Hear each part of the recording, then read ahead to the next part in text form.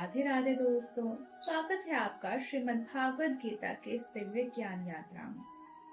आज हम कुरुक्षेत्र की उस युद्ध भूमि में खड़े हैं जहां धर्म और अधर्म का संघर्ष अपनी चरम सीमा पर है। आज हम बात करेंगे श्रीमद् भागवत गीता की पहले अध्याय श्लोक 3 की। पश्येतां पांडुपुत्राणाम् आचार्य महतीं चमूम् व्यूढां द्रुपदपुत्रेण तव शिष्येण धीमता। यह श्लोक हमें युद्ध का एक दृश्य दिखाता है जहां दुर्योधन अपने गुरु द्रोणाचार्य को पांडव की सेना की प्रभावशाली रचना दिखाते हुए कहता है, हे आचार्य, देखिए पांडवों की यह विशाल सेना जिससे आपके ही एक अत्यंत योग्य शिष्य धृष्टद्युम्न ने इतनी कुशलता से व्यवस्थित किया है। सुनने में यह एक साधारण अवलोकन लग सकता है, पर गहराई में उतरे तो दुर्योधन का असली स्वभाव, उसकी जटिल मानसिकता सामने आती है। वह यहाँ सिर्फ एक तथ्य नहीं बता रहा, उसके इन शब्दों में गहरी चाल, एक सूक्ष्म कटाव और कई छिपे हुए इरादे हैं। पहला, वह द्रोणाचार्य के मन में अपराध बोझ जगाने की कोशिश कर रहा है। मानो वह कह रहा हो, आपने अपने शत्रु के पुत्र को शिक्षा देकर आज हमारे सामने ही कितना बड़ा दुश्मन खड़ा कर दिया है। दूसरा, दुर्योधन की यह बात उसकी गहरी ईर्ष्या को दर्शाती है। वह पांडवों की शक्ति को स्वीकार भी नहीं कर पाता। वह दूसरों की सफलता को स्वीकार करने की बजाय उसकी जड़ में कोई ना कोई दोष ढूंढने लगता है ताकि अपनी हीन भावना को शांत कर सके। और तीसरा, यह उसके अहंकार और गुरु के प्रति अनादर को दिखाता है।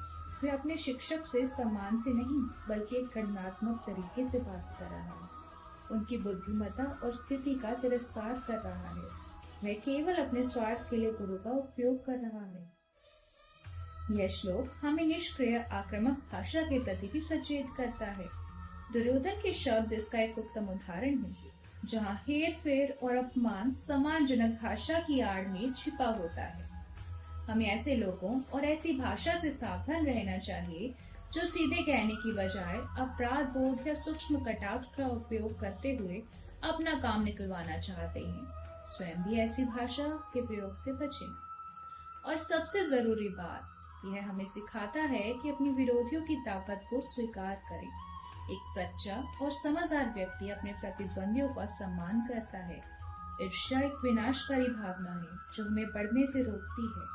जब ईर्ष्या हमें घेरती है तो हम अपने प्रतिद्वंदी की रणनीति का विश्लेषण करने और उनसे सीखने की बजाय सिर्फ दोष ढूंढते रहते हैं। अपने प्रतिस्पर्धियों से सीखना, उनकी सफलताओं से प्रेरणा लेना हमें खुद को बेहतर बनाने का रास्ता दिखाता है।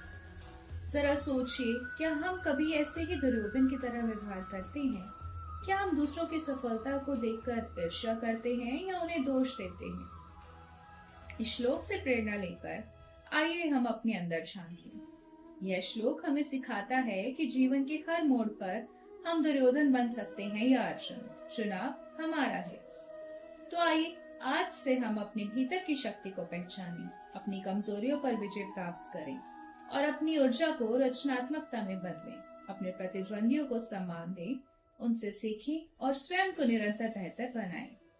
याद रखिए, आपकी सबसे बड़ी लड़ाई बाहर नहीं बल्कि आपके भीतर है, आपके विचारों और भावनाओं के साथ। अगले श्लोक में जब हम फिर मिलेंगे तो हम गीता के एक और गहरे रहस्य को सुलझाने की दिशा में एक और कदम आगे बढ़ेंगे। तब तक अपने भीतर के अर्जुन को जगाएं, अपने कर्तव्यों को साहस के साथ निभाएं और एक जागरूक, सशक्त और सकारात्मक जीवन की ओर पूरे आत्मविश्वास के साथ कदम बढ़ाएं। राधे राधे।